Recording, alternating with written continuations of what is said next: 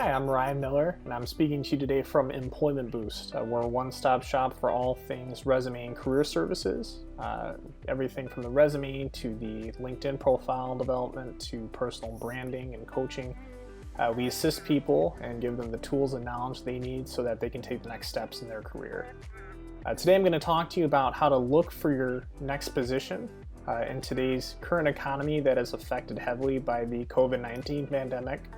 We're experiencing unprecedented unemployment, and the strategy and the rules and best practices for the job search are more important now than they ever have been.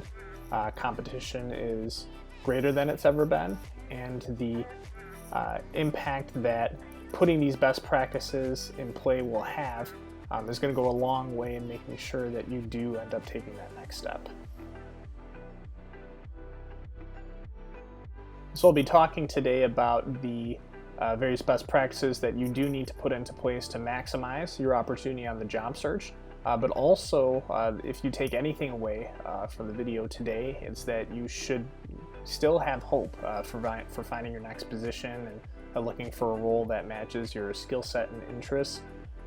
Even though things have gotten difficult for everyone, there are still companies that need top talent and companies that are looking to add to their ranks. And so if you put these best practices into place and you make the most out of your opportunity, then that's going to really increase your chances for success. And in an environment that we are currently living in, that's the only way to look for a job.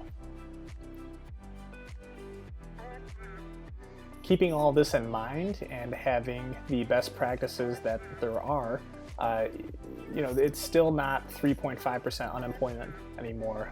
Currently, it could be, depending on who you ask, could be anywhere between 15 and 20%, and some experts are even predicting that by the end of everything, it could be even 30% unemployment. And so it lends itself to the importance of making sure that you do follow through on your applications. You take a strategic approach that has multiple prongs and strategies that are going to really maximize your success. Also good to keep in mind that you should still be patient during this time. A lot of companies that maybe they are trying to fill their hiring needs instead of just stopping posting or seizing all interview processes, they could be pushing out start dates and still extending a lot of their application periods. So something important to remember. So follow through, be patient, be human. Communicating throughout your points of contact at the company that you're applying for is going to be all the more critical when you are speaking to recruiters and applying for the positions that companies may have posted. About 5 major things that you're going to need to consider and really hone in on when you are searching for a job during this difficult time. The first that we'll talk about will be optimizing your resume. For a lot of people, this will be their first time updating and adjusting their resume for the first time in many years. The rules have changed over time. Resume writing and best practices for doing so have been very dynamic over the years. For example, the transition from an objective statement to a summary statement, or the amount of years on a resume that you should go back, the keywords and content that matter, changing job duties to accomplishments, all of that has changed over time. The biggest thing that I can say from the onset is that resume keywords and maximizing your resume's effectiveness in online applicant tracking systems is going to be potentially the biggest factor that goes into consideration as to whether or not your resume gets read by a professional. Being that applying to a job is physically easier than it's ever been. For a lot of people, you can apply, for a lot of postings, you could apply to maybe 30 or 40 within an hour pretty quickly, just digitally through different job boards. Companies need a way to sort through applicants, and they need a way to quickly see who's going to be a good fit for the position. So they leverage this technology called an applicant tracking system to see whether or not they should have their recruiters take time to reach out to them. So applicant tracking systems, what they do is they take the keywords within a job posting and they compare it to the keywords on your resume. What does that mean? It requires a careful examination of each job posting when you are writing your resume for a certain position. You need to look at the hard requirements that are going to be a major factor in you getting the job. This isn't so much you being a good leader or a good communicator, but maybe you need to know QuickBooks for a job, for example, and that's a big software that you need to know in an accounting role. Is QuickBooks on your resume? Is it on there frequently enough or high enough on the document to where the recruiter typing in QuickBooks in the database has the resume pop up? What does this also mean? This means you should ideally be tweaking your resume for each position that you go for. Maybe you having the QuickBooks certification isn't going to be as important as you going for your real estate license or your real estate role or a sales management role. Resumes shouldn't have everything that you've ever done on it and shouldn't have every single skill. You should really create it as a piece of marketing collateral that the system or the person that first reads it says, they're the perfect fit for the position. I needed someone who knows sales, and this person has a ton of sales big wins. And keeping that in mind, the content on the resume should just be that. It should be wins. You think about the amount of time that a recruiter has during the day. They're going to be looking through several resumes, especially in this economy now, where there's going to be influx and saturation of candidates. They're not going to be reading every single one that's word for word. They're going to be scanning through the document and seeing, hey, do I take more time out of my day to call this person for an interview and give them a phone screen? So what should that mean is that it really needs to be as competitive, as keyword driven, and as accomplishment focused as it can. So instead of writing the job duties and just kind of copying and pasting the content from the job description that you've had in the past, you're going to want to make those big wins. Instead of saying greeted incoming customers and pointed them to the right department or the right person, say that you fielded X amount of calls per day, contributing to enhanced communication and better customer service for your customers. Again, you're trying to sell yourself, and for a lot of people, this is difficult because they're humble and they, are not one to over embellish their skill set. You got to remember that at the end of the day, there are other people that are gunning for the same job as you. So don't fabricate anything and don't over embellish. But it is a competition, and a resume is a piece of marketing collateral. So bear that in mind when you are writing up the document that could play such a pivotal role in you getting the opportunity that you really want. The next thing I want to talk about is leveraging your network. We just went over the resume and how it's important that it is competitive and it's concise and targeted for the job that you're going for. Are you having someone else review that resume? You know what you do best, and you're always going to be your own subject matter expert, but the resume is not something that's written for you. It's written for an applicant tracking system. It's written for another recruiter, another hiring manager, and having someone else look it over and getting their take on it could mean all the difference. This even applies to things such as typos and grammar. You know how the line should be, and subconsciously our brain tricks us into saying what the line should be instead of what the line on the resume actually is. And so if you have a peer look it over, read it slowly, maybe they're not an absolute expert as to what you're doing, and to be honest, the first line recruiter is not going to be an expert on your job either. It could really be helpful to have someone look it over, make changes and recommendations on content, especially if they are a recruiter or someone who works within human resources. That would be a very big benefit for really optimizing the document. And then two, with regards to the network, you are going to want to engage in conversations with people that you've worked with in the past or people within your close personal network. I think human nature is to be shy and not want to ask for help overtly. It doesn't have to be like that.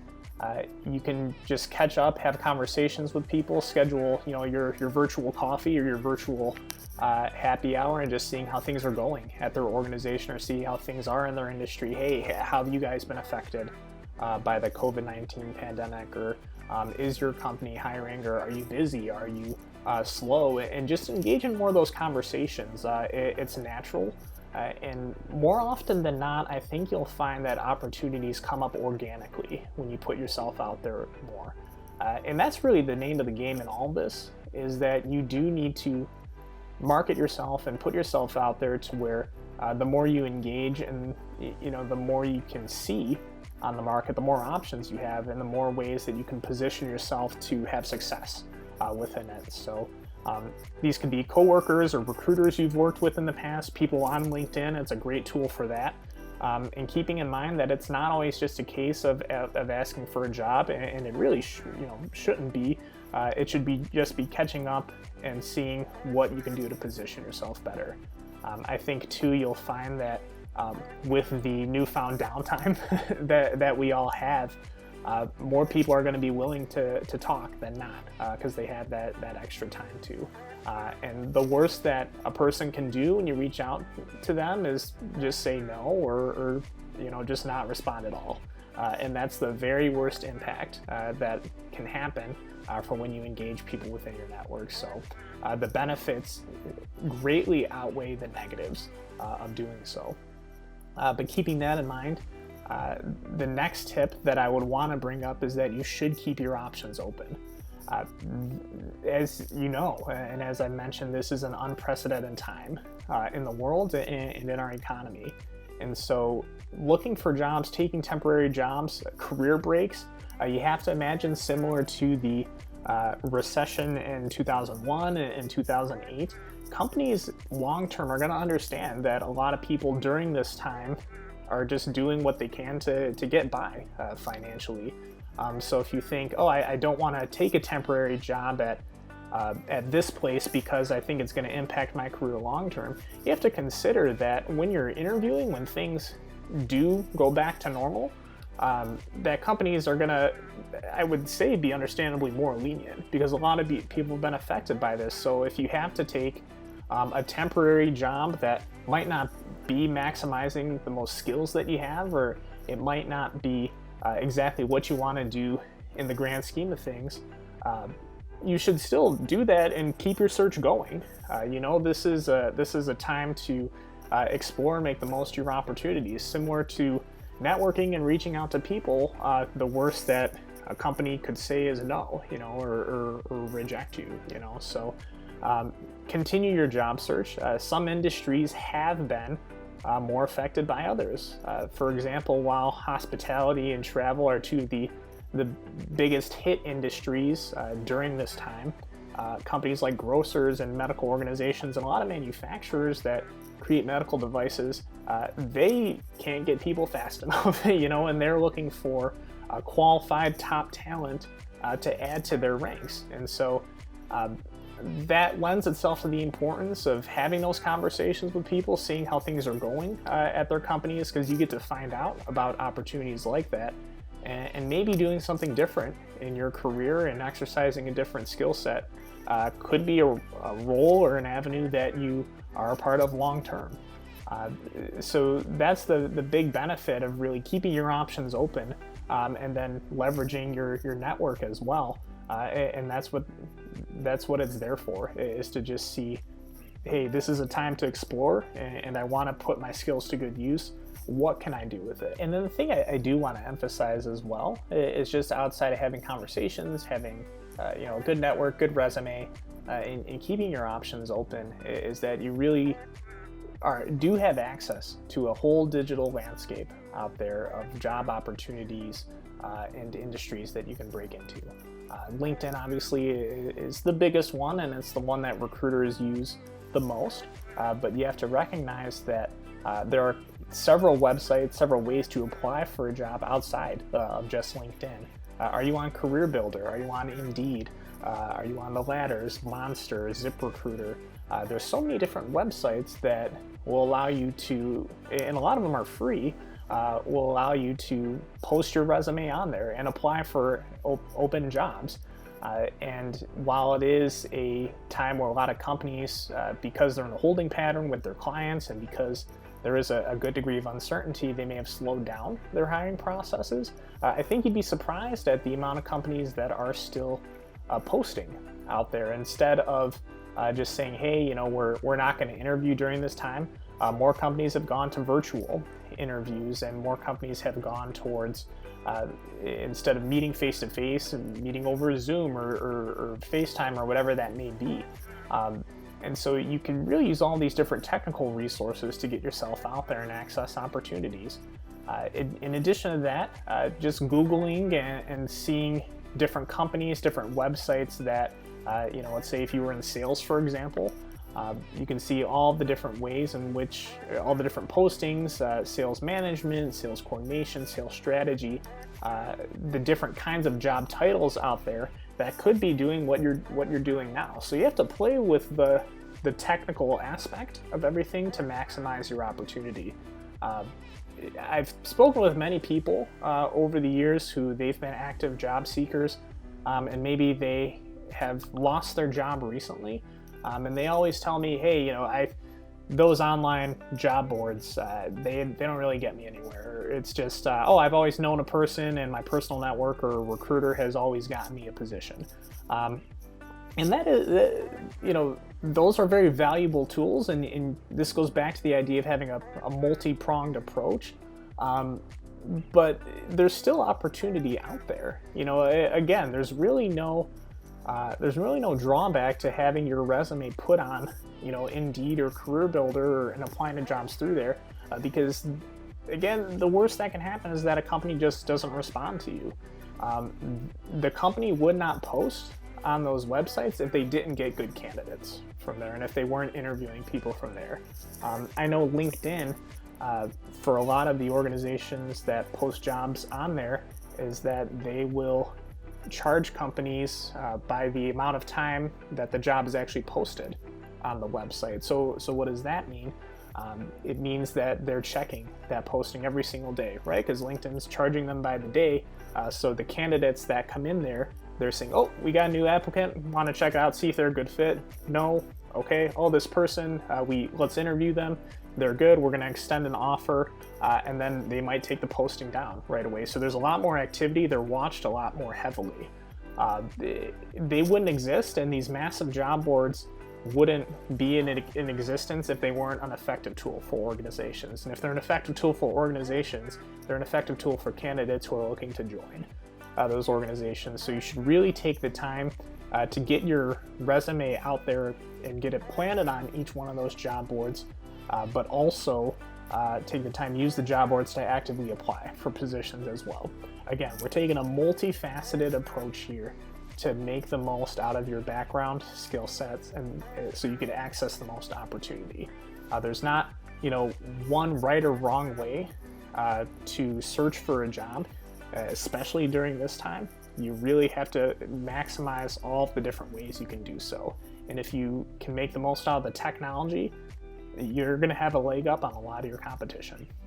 And the last thing that I do want to touch on is the importance of video interviewing. In an attempt to make the most out of technology during this difficult time of distancing, companies have increasingly gone more and more towards video interviews, whether it's through Teams or through Zoom. And what does that mean? For you as the candidate, it means that you need to be an expert in video interviewing. Do you know the different buttons and controls and settings on Zoom and on Teams? How is your connection for these interviews? Do you have a mic that works? Do you have sound that comes through clearly? Is your internet working well enough to where you're coming through without any lag or any gaps in the connection? These are all things that you have to prepare for. Because it is an interview, and like it or not, that is going to be the impression that the interviewer has of you when they're considering your application. So how do we get around this? We have to test our connection ahead of time. Do Zoom meetings with friends. Make sure that your connection works well. You're in a spot in your house where it's coming through clearly. Test the different buttons, the different settings, because this is the time to prepare, just like any other interview. You're going to get some of the same questions over time, what your strengths and weaknesses. This video element to an interview is just another thing that you have to prepare for. That being said, you should still dress for the occasion. Even though videos may come off as less formal than being in person, it's a misconception. It's still a job interview. So gentlemen, have your suit and tie ready, and ladies, make sure that you have your appropriate business wardrobe ready for the occasion as well, because that is how the company is going to be viewing you. On top of that, what is the setting around you? Do you have your kids coming into the screen? Do you have pets coming in? You're going to want it to be a nice solitary environment. Maybe you can have a picture of your pet. That would be okay.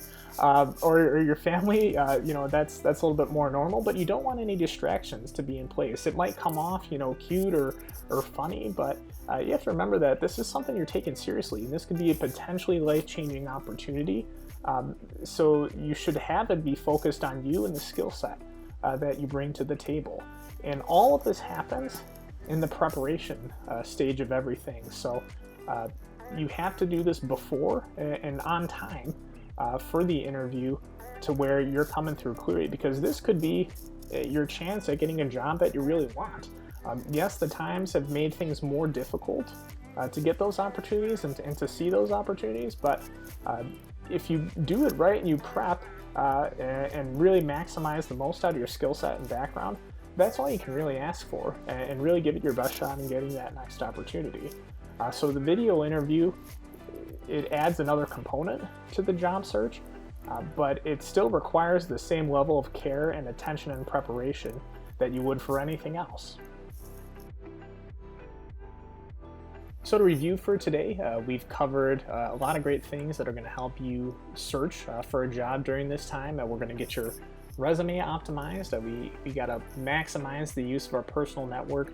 We got to keep our options open on the job search, and consider any and all kinds of positions that could help move forward in your career. We're going to make the most of the digital landscape and the technology that's available to us. And then we're going to make sure that we're prepped for our video interviews as well. Those interviews are just as important as the in-person ones. The final message that I would want to say to everyone watching and listening is that I do appreciate your time, but also do not lose hope during this time. It is difficult for everyone, companies and employees alike, and a lot of people, everyone has been affected by the virus and the fallout from that. And so if you put your best foot forward, you maintain optimism and keep a good head on your shoulders, and really keep on continuing to work at how you brand yourself and how you present yourself to everyone you come across in the search, that's really going to be the only way that you'll have success. So don't lose hope and keep at it, and you'll soon find that the opportunities are out there waiting for you.